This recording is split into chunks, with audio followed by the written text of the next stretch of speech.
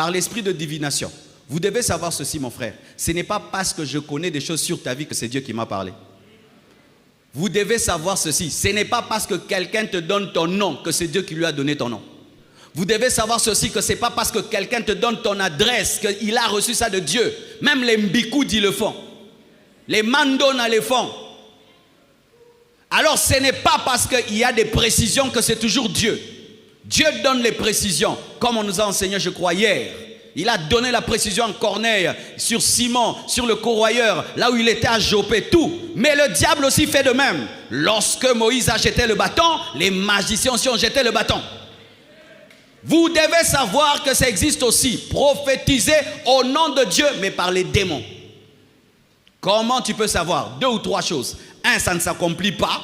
Ça fait seulement waouh! Et puis il n'y a rien. Pourquoi? Parce que si tu me dis le nom de mon père, de ma mère, de ma grand-mère, ça fait waouh! Ça a changé ma vie en quoi? Rien. C'est ça. Quand tu vois des prophéties qui n'engendrent rien. Dieu parle, la lumière est créée, il parle, il y a le soleil, il parle, l'homme, il parle, les bétails. Mais un Dieu qui parle, il n'y a rien, c'est du spectacle, c'est la chair ou les démons. Quand tu vas dans un endroit, tu trouves qu'on est en train de faire un spectacle prophétique, sache qu'il y a les démons. Le Saint-Esprit, ce n'est pas un magicien pour faire des spectacles. Tu sens que c'est du spectacle maintenant, du spectacle. Aucune crainte de Dieu, tout est tourné sur le prophète. Spectacle, démon. Ou la chair. Et aussi, quelqu'un qui prophétise, mais il a une sale vie, comme si le Saint-Esprit aime le péché. Comment le Saint-Esprit te donne des détails sur les noms des gens, sur les chaussures des gens, sur tout, mais il ne te dit pas que tu es impudique. Ça, il ne te dit pas. Il ne te dit pas. Il te dit tout sur les gens, pas sur ton péché là, qui est connu mondialement. C'est ça prophétisé par le diable. Lorsqu'il y a la puissance surnaturelle, sans sanctification, souvent il y a des démons. Mais vous n'avez que faire de ça. Pourvu que Dieu m'a parlé, hein, Dieu m'a parlé. Ah bon? Vous devez savoir que derrière la prophétie, il y a toujours un esprit. Il y a un esprit. Tu vois le fait que tu es là, même si je ne t'impose pas les mains, tu es sous l'emprise de mon onction. Ah oui? Oh, moi j'étais seulement allé. Tu étais allé, ok. Mais s'il n'a pas Dieu, tu es sous l'emprise des démons. Moi je n'ai que faire de sa vie et moi j'ai besoin seulement de la grâce de Dieu, des enseignements nouveaux. C'est écrit où dans la parole de Dieu? Qu'un homme de Dieu peut vivre dans le péché et peut servir Dieu. C'est écrit où dans la parole de Dieu? Que nous on consomme que les dons spirituels, on ne consomme pas le caractère. C'est écrit dans la parole de Dieu.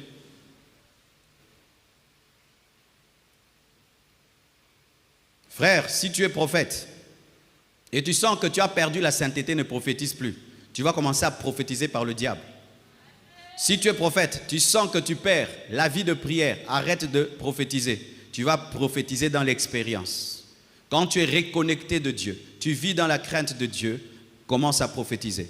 Parce qu'on prophétise dans la communion et dans l'onction. Et ça doit arriver. Alléluia. Mais l'équilibre aussi, c'est que des fois, si tu peux recevoir une vraie prophétie, elle ne s'accomplit pas parce que tu n'as pas marché comme la prophétie a demandé.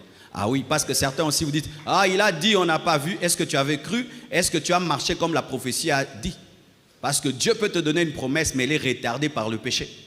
Le premier roi d'Israël n'était pas de Juda, alors que Juda avait la prophétie, parce qu'il y avait le péché. Le premier roi était benjamite. Ce n'est pas que Dieu avait menti, mais Juda avait péché et il a retardé l'accomplissement de la promesse.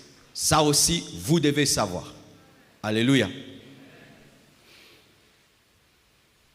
Donc chaque fois que tu veux dire, le Seigneur m'a dit, tremble, tremble. Il ne faut pas dire Dieu, Dieu, Dieu facilement.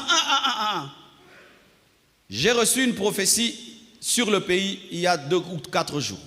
Clair de clair, les noms, les personnes, les choses qui vont arriver. J'ai dit Dieu, si c'est toi que ça revienne encore. Et c'est revenu, je me suis vu maintenant en train de prophétiser dans la vision à ces personnes. Alors là, j'ai dit, ok, là j'appelle et là je donne la prophétie. Mais tu ne peux pas, tu as, du coup, fais attention. Tu risques de parler dans la chair où le diable peut parler par toi pour détruire une famille. Dieu peut parler par toi pour détruire une vie. Dieu peut parler par toi pour déstabiliser une vie. Imagine un garçon, il est en train d'étudier sa mathématique. Toi, tu dis, Dieu m'a dit que tu ne dois plus étudier la mathématique, tu dois être pasteur. Tu sais que si la prophétie est fausse, tu as détruit sa vie. Il ne faut pas jouer ces choses-là. Oh, Dieu me dit, tu as l'appel de Dieu. Toi, Dieu ne te voit pas dans les affaires. Dieu te voit que dans son œuvre. Tu es sûr. Maintenant, s'il entre dans l'œuvre de Dieu, il souffre.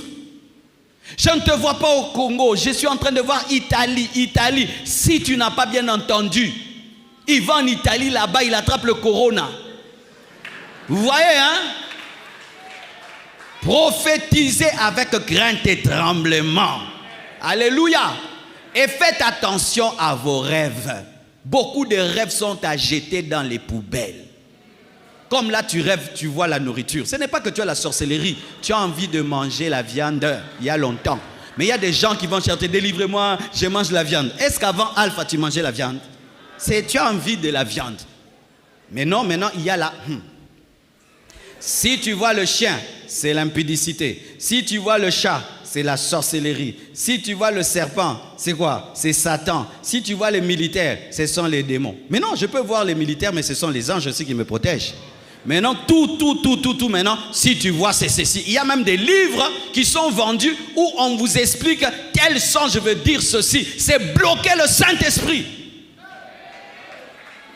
Bloquer le Saint-Esprit. Maintenant, tu vas voir, un tel songe, ceci. Non, chaque songe a son explication. Quand Joseph était en train de parler des gerbes, si on ne t'avait pas expliqué, est-ce que tu allais savoir que c'était sa destinée? Tu pouvais même croire seulement que c'est l'agriculture. Mais quand il y a l'explication, tu comprends. Alléluia. Un pasteur, un jour, il voit une vision. Il voit de la saleté dans l'église. Il dit, l'église est dans le péché. Il veut prêcher sur le péché. Dieu lui dit, non, ce n'est pas le péché, c'est l'engrais. Il faut affermir l'église. Tu vois maintenant? Parce que l'engrais aussi est sale. Hein? Mais c'est la saleté qu'on ne balaye pas, mais qu'on laisse d'ailleurs et qu'on met pour qu'il y ait la croissance. Dieu ne lui parle pas du péché, il lui parlait de mettre l'engrais, mais lui il a dit la saleté veut dire toujours le péché.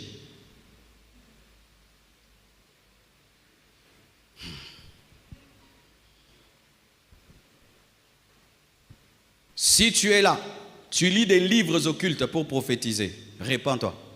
Si tu es là, tu pries avec des bougies pour prophétiser, répands-toi. Si tu es là, tu invoques Satan pour prophétiser, répands-toi. Et si même tu me suis sur Internet, tes prophéties viennent des livres magiques, viennent des bougies et tout le reste, répands-toi. Le dernier jour, tu auras Dieu devant toi. Et regardez ces personnes-là.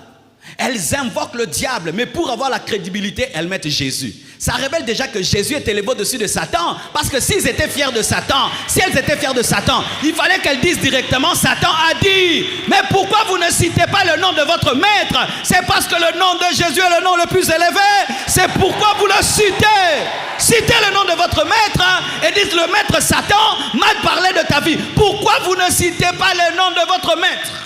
C'est parce qu'ils ne sont pas fiers de leur maître.